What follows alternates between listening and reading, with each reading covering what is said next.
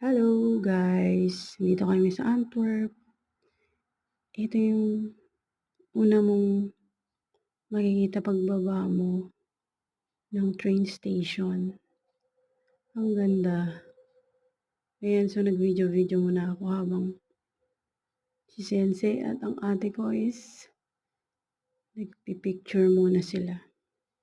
Ayan, ganda 'di ba? As in napakaganda. Ayun, nakita ko si ate palakad-lakad, naghahanap sila ng view kung saan pwede sila mag-picture. Pero ako busy ako mag-video. Ang ganda, as in, napakaganda. 'Di ba? Makikita mo yung napakataas na gusali. Ayan yung lola nakatingin, "Hello!" Ayun siya, nakita ko nag-picture sila dun sa hagdan.